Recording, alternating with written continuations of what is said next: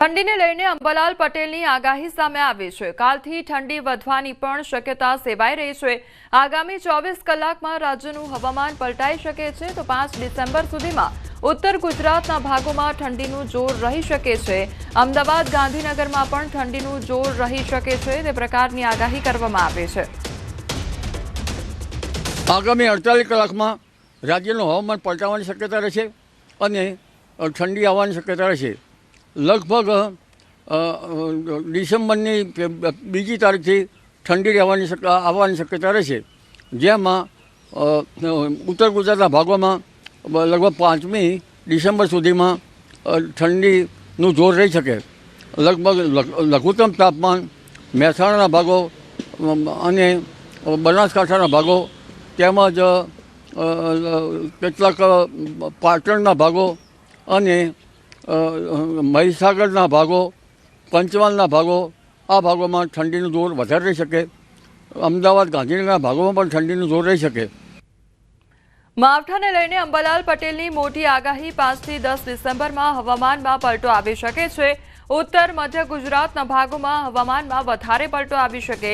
છાંટા અને વાદળછાયું વાતાવરણ રહેવાની શક્યતા 10 તારીખ સુધીમાં અસર વધુ રહી શકે છે। બંગાળ ઉપસાગરમાં 18 થી 24 ડિસેમ્બર વચ્ચે ડીપ ડિપ્રેશન બનવાની શક્યતા, તો 18 થી 24 વચ્ચે ગુજરાતનું હવામાન ફરી પલટાઈ શકે છે।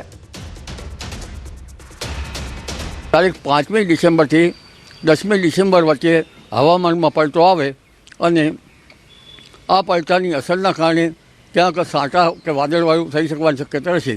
10મી તારીખ સુધીમાં તેની અસર વધારે રહી શકે। બંગાળ ઉપસાગરમાં 15 ડિસેમ્બર બાદ લગભગ 15 ડિસેમ્બર કે 18 ડિસેમ્બરથી 24 ડિસેમ્બર વચ્ચે એક ડીપ ડિપ્રેશન બનવાની શક્યતા રહેશે અને જેના કારણે પણ ગુજરાતનું હવામાન તારીખ 18 થી 24માં પલટાઈ શકે। 5 ડિસેમ્બરની આસપાસથી 10 ડિસેમ્બરમાં ક્યાંક હવામાનમાં પલટો આવી શકે। ઉત્તર ગુજરાતના ભાગોમાં હવામાનમાં વધારે પલટો આવી શકે। મધ્ય ગુજરાતના ભાગોમાં વધારે પલટો આવી શકવાની શક્યતા રહેશે। ડિસેમ્બરના પાછલા દિવસોમાં માવઠું થવાની શક્યતા, તો બીજા પખવાડિયાનું માવઠું વધુ રહેવાની શક્યતા છે। દક્ષિણ, મધ્ય અને ઉત્તર ગુજરાતના ભાગોમાં માવઠાની અસર રહી શકે। 18 થી 24 કે 25 તારીખ સુધીમાં અથવા ડિસેમ્બરના થોડાક પાછલા દિવસોમાં માવઠું થવાની શક્યતા રહેશે। એટલે ડિસેમ્બરમાં પ્રથમ પખવાડિયામાં અને બીજા પખવાડિયામાં વાતાવરણમાં ભારે પલટાવાની શક્યતા રહેશે, પણ બીજા પખવાડિયામાં ઘણા ભારે પલટાવાની શક્યતા રહેતા બીજા પખવાડિયાનું માવઠું કંઈક વધારે રહેવાની શક્યતા રહેશે। માવઠાની અસર બીજા પખવાડિયામાં દક્ષિણ ગુજરાતના ભાગોમાં રહી શકે, મધ્ય ગુજરાતના ભાગોમાં થઈ શકે, ઉત્તર ગુજરાતના ભાગોમાં પણ રહેવાની શક્યતા રહેશે। તો જીરુના પાકમાં ચરમો આવવાની શક્યતા છે, ત્યારે તુવેર જેવા પાકમાં પણ નુકસાન થવાની શક્યતા। શાકભાજીના પાકમાં પણ અસર થઈ શકે છે। ચણાના પાકમાં સાનુકૂળતા રહી શકે છે। જીરા જેવો પાક જે છે એમાં ચરમો આવવાની શક્યતા રહે। તુવર જેવા પાકમાં પણ ક્યારેક નુકસાન થઈ શકવાની શક્યતા રહે। શાકભાજીના પાકમાં પણ ક્યાંક અસર થઈ શકે, પરંતુ ખાસ કરીને ચણા જેવા પાકોમાં જો માવઠાનું પાણી સારું છે તો ચણા જેવા પાકોમાં હમણાં વાવેતર કરેલામાં તેમાં સાનુકૂળતા રહી શકે। કપાસના પાકો પર કદાચ વિષમ હવામાનની વિપરીત અસરના કારણે ખાખરી આવી શકવાની શક્યતા રહેશે। વિષમ હવામાનની વિપરીત અસર ડિસેમ્બરમાં થાય તો ખેડૂત ભાઈઓએ લગભગ મસાલાના પાકોમાં અને અન્ય પાકમાં પાક સંરક્ષણના પગલાં લેવા સારા રહે। વાત દિત્વા નબળું પડ્યું છે। વાવાઝોડું દિત્વા ડીપ ડિપ્રેશનમાં ફેરવાઈ ગયું છે, તો વાવાઝોડાએ તમિલનાડુ અને પુડુચેરીમાં કહેર વર્તાવ્યો છે। વાવાઝોડા દિત્વાથી તમિલનાડુમાં 3ના મોત નીપજ્યા છે, તો 149 પશુઓના જીવ ગયા છે। 234 કાચા મકાનો તૂટ્યા છે, તો 57,000 હેક્ટર ખેતીની જમીન ડૂબી। પુડુચેરી ચેન્નઈમાં ભારે વરસાદ ખાબક્યો છે। વાવાઝોડાનો માર્ગ ભારતીય પૂર્વ કિનારાની સમાંતર પસાર થવાનો હતો અને બરાબર એવું જ થયું। સોમવારે ચક્રવાત દિત્વા તમિલનાડુ અને પુડુચેરીના દરિયાકાંઠાની સમાંતર પસાર થયું અને ડીપ ડિપ્રેશનમાં પરિવર્તિત થયું। તો ઉત્તર ભારતમાં હવામાનની વાત કરીએ તો ડિસેમ્બરની શરૂઆતથી જ તીવ્ર શિયાળાની અસરો અનુભવવા લાગી છે। પંજાબથી દિલ્હી, એનસીઆરની આસપાસના વિસ્તારોમાં લઘુત્તમ તાપમાન 6 થી 10 ડિગ્રી સેલ્સિયસ સુધી પહોંચી ગયું છે। ઠંડીની સાથે ઉત્તર પ્રદેશ અને બિહારના ઘણા વિસ્તારોમાં ધુમ્મસ પણ છવાઈ ગયું છે। તો હવામાન વિભાગે આગાહી કરી છે કે આગામી 4 દિવસમાં ઉત્તર ભારતમાં તાપમાન 3 થી 4 ડિગ્રી સેલ્સિયસ ઘટી શકે છે। તો પંજાબ, હિમાચલ પ્રદેશ અને ઓડિશાના કેટલાક ભાગો માટે ગાઢ ધુમ્મસની ચેતવણી જારી કરવામાં આવી છે।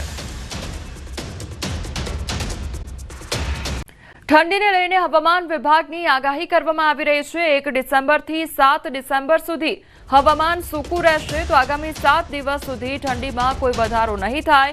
આજે નલિયામાં સૌથી વધુ 14 ડિગ્રી તાપમાન નોંધાયું છે।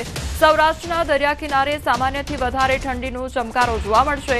અમદાવાદનું લઘુત્તમ તાપમાન 17 ડિગ્રી રહેવાની શક્યતા સેવાઈ રહી છે। आज का जो वेदर फोरकास्ट है 1 दिसंबर से लेकर 7 दिसंबर तक मौसम आमतौर पर शुष्क रहने का पूर्वानुमान दिया गया है और जो मिनिमम टेम्परेचर है इसके लिए कोई बड़ा बदलाव नहीं रहेगा।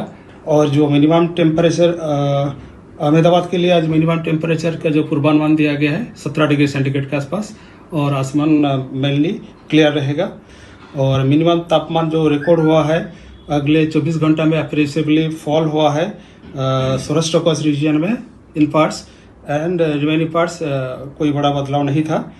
अभी सबसे मैंने कम तापमान रिकॉर्ड हुआ है नलिया में 14.8 डिग्री सेंटीग्रेड जो नॉर्मल से 1.5 डिग्री ऊपर है। और अहमदाबाद का टेम्परेचर रिकॉर्ड है 17.5 जो 24 घंटा पे -1.9। ઉદેપુરમાં નસવાડી તાલુકાના પલસાણાથી ખાભાયતા ગામ તરફ જતા રસ્તા પર પસાર થતા વાહન ચાલકો જીવના જોખમે મુસાફરી કરવા માટે મજબૂર બન્યા છે। તંત્રની બેદરકારીના કારણે અહીં ચોમાસા બાદ પણ લો લેવલ કોઝવે પર પાણી વહી રહ્યું છે, કારણ કે કોઝવેમાં એક છેડાના પાઇપ ગ્રેવાલથી ભરાઈ ગયા છે અને જેને સફાઈની જરૂરિયાત છે, પરંતુ તંત્ર ધ્યાન આપતું નથી। તો પાણી નિકાલના અભાવે કોઝવે પર પાણી વહે છે। આ પાણી સાથે લીલ પણ કોઝવે પર પહોંચે છે, તો રસ્તો લીલના કારણે લપસણો બની ગયો છે। તેથી ગ્રામજનો યોગ્ય નિરાકરણની માંગ કરી રહ્યા છે। કોઝવે ઉપર નાનો પુલ સરકાર મંજૂર કરે તેવી લોકો દ્વારા માંગ કરવામાં આવી છે। લોકોને અવરજવર માટે બહુ તકલીફ પડે છે। એ તકલીફમાં એવી છે કે આ જે લોકો સરકે છે તો ઉપર પાણી ભરાઈ રહેલું હોય છે અને ઉપર સરકે છે તો ચીકણું બધું નારું થઈ ગયેલું હોય અને લોકો પડીને ક્યારેક સરકેલા ગાડીઓવાળા સરકે તો એ પડીને કોઈક ભાંગી જાય, તૂટી જાય, હાથ પગે આવું થઈ જાય છે। એટલે તેના કરતાં આ નારું સારું બને અને એને પુલ જેવું બને તો સારામાં સારું રહે, લોકોની અવરજવર બી સારી રહે અને લોકોને નુકસાન થાય નહીં। બાઇક વાહનવાળા બધા જ લપસી પડે છે ને કોકનો પગ બે ભાંગી જાય છે। આના કોઈ જોતું નહીં, આને પુલ જોઈએ છે કહેવાય। આના લીધે બહુ જ તકલીફ છે।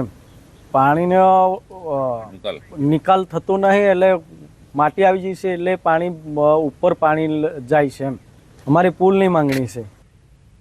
તો છોટાઉદેપુરના દ્રશ્યો સામે આવ્યા છે કે જ્યાં કોઝવે પર લીલ જોવા મળી રહી છે ને જેના કારણે જે સ્થાનિકો છે તેમજ ત્યાંથી પસાર થતા જે લોકો છે તેમને પરેશાનીનો સામનો કરવો પડી રહ્યો છે।